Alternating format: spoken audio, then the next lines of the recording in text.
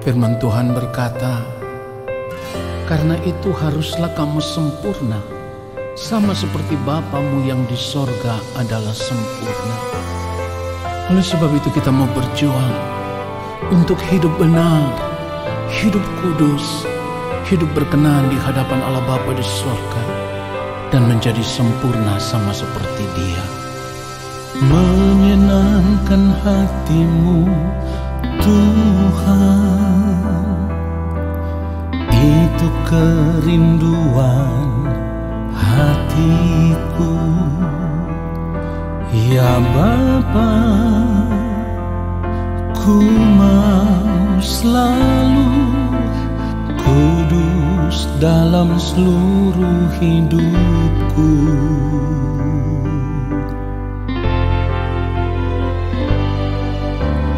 Tiada lain kerinduanku selain menjadi sempurna dan sama seperti Bapa yang di surga adalah sempurna. Katakan bersama-sama, ku mau persembahkan hidupku. Ku mau persembahkan hidupku semua untuk kemuliaan-Mu. Selama ku hidup, selama ku hidup, apa yang ku perbuat selalu untuk-Mu. Haleluya. Sampai tiba waktumu, sampai tiba waktumu bagiku. katakan ku mau Bapa, temukan diriku menjadi pribadi yang berkenan di hadapan-Mu.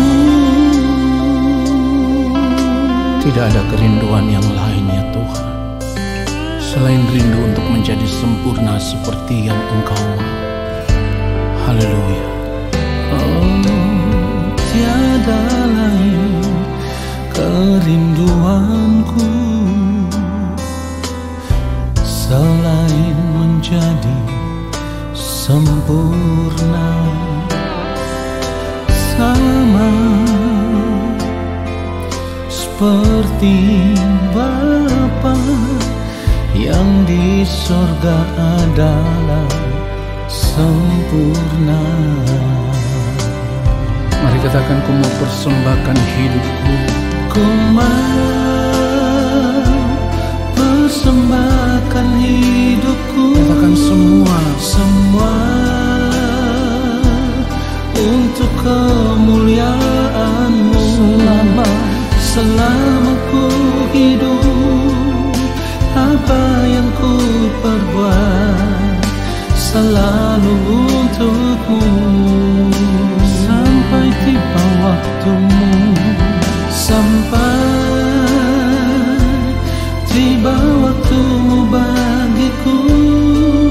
Ku mau Bapa, temukan diriku menjadi pribadi katakan yang berkenan di hadapan-Mu.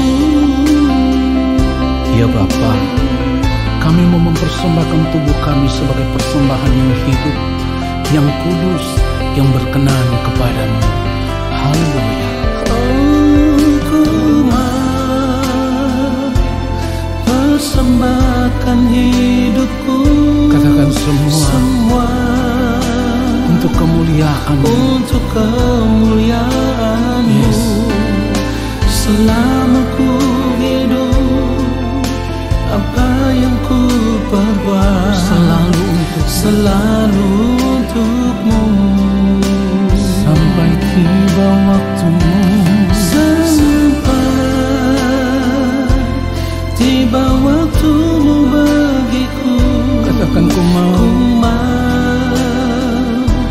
Bapa, temukan diriku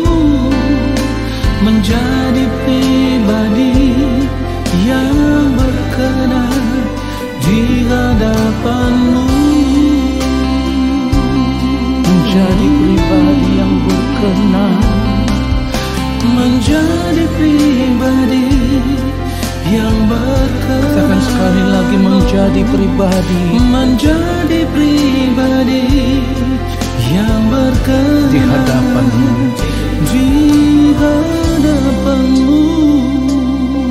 Ini kerinduan kami ya Tuhan, menjadi pribadi yang senantiasa berkenan kepadamu dan hidup hanya untuk memuliakan Engkau. Haleluya. Mari kita siapkan hati kita untuk menerima kebenaran firman Tuhan saat ini. Mari kita berdoa. Bapa yang Maha Kudus, Allah yang Maha Mulia, kami mau mempersiapkan hati kami untuk menerima kebenaran firman-Mu. Berbicaralah bagi kami ya Allah. Sampaikanlah isi hati Bapa kepada kami lewat kebenaran firman-Mu. Dan biarlah Roh Kudus Tuhan yang akan mengurapi kami semua. Supaya di dalam pengurapan kuasa Roh Kudus, apa yang kami dengar boleh kami mengerti. Lalu kami mau berjuang untuk hidup seturut dengan firman-Mu, tinggal di dalam firman-Mu dan firman-Mu tinggal di dalam kami. Di dalam nama Tuhan Yesus Kristus, kami siapkan hati kami untuk menerima kebenaran firman Tuhan saat ini. Amin.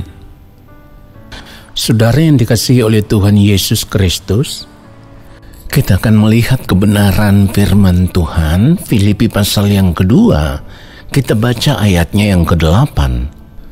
Dan dalam keadaan sebagai manusia, ia telah merendahkan dirinya dan taat sampai mati, bahkan sampai mati di kayu salib. Saudaraku, pengorbanan Tuhan Yesus Kristus di atas kayu salib memiliki satu tujuan, yaitu supaya di dalam Dia manusia bisa diselamatkan dan dikembalikan kepada rancangan Allah semula, yaitu menjadi manusia seperti yang Allah kehendaki, serupa dan segambar dengan Allah, sehingga manusia bisa kembali hidup bersama-sama dengan Allah dalam kerajaannya di dalam kehidupan kekal. Saudaraku, inilah sesungguhnya yang menjadi rencana agung Allah Bapa di sorga. Persoalannya adalah kuasa kegelapan, yaitu iblis, tidak pernah tinggal diam.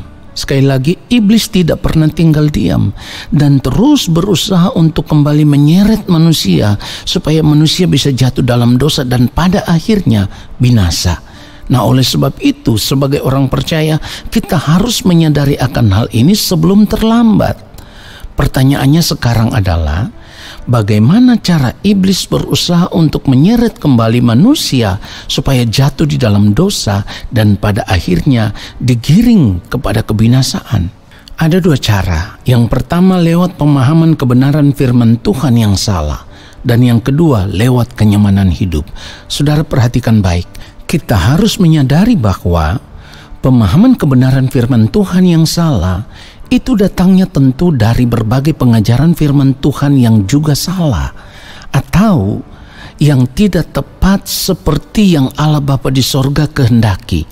Satu hal yang sangat mendasar yang harus kita mengerti secara benar adalah ketika kita menerima keselamatan di dalam Tuhan Yesus Kristus, bukan berarti kita tidak perlu melakukan apa-apa lagi.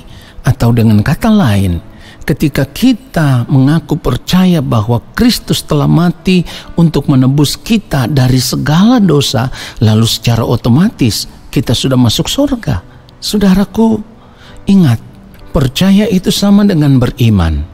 Iman adalah penurutan akan kehendak Allah. Jadi kalau kita berkata kita beriman tetapi kita tidak hidup dalam penurutan akan kehendak Allah, maka iman kita tidak berarti apa-apa. Sekali lagi, iman kita tidak berarti apa-apa. Itulah kenapa firman Tuhan katakan iman tanpa perbuatan adalah iman yang kosong, iman yang mati. Yakobus 2 ayat 20, Yakobus 2 ayat 26, nanti saudara baca.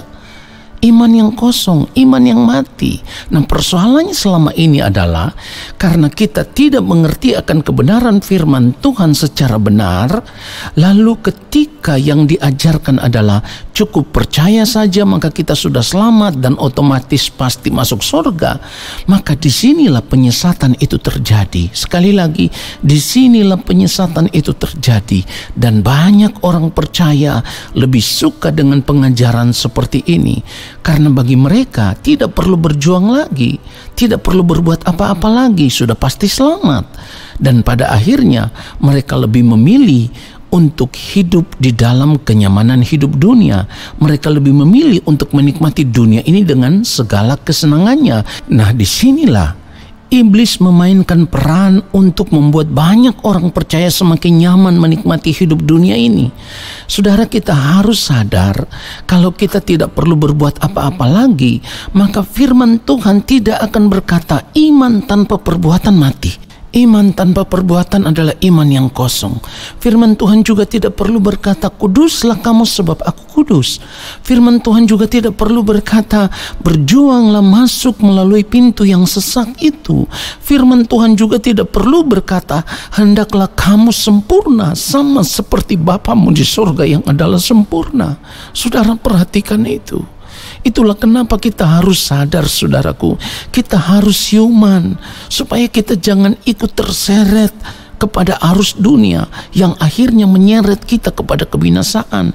Ingat, saudaraku, ketika anugerah keselamatan itu kita terima, maka kita harus berjuang mengerjakan keselamatan itu dengan takut dan gentar. Itulah kenapa saya sering katakan kita ini ada dalam perlombaan. Saudara, firman Tuhan katakan di dalam 1 Timotius pasal yang ke-6 ayat 12, bertandinglah dalam pertandingan iman yang benar dan rebutlah hidup yang kekal. Sekali lagi, rebutlah hidup yang kekal. Untuk itulah engkau telah dipanggil dan telah engkau ikrarkan ikrar yang benar di depan banyak saksi. Saudara, kebenaran firman Tuhan ini seharusnya tidak perlu ditafsirkan lagi, karena sudah jelas berkata bahwa kita harus bertanding supaya bisa merebut hidup yang kekal. Saudaraku, kita bertanding itu hanya ada satu tujuan, supaya di akhir pertandingan itu kita bisa keluar sebagai pemenang dari pengakuan iman kita yang benar. Artinya iman itu kita kerjakan, iman itu kita lakukan.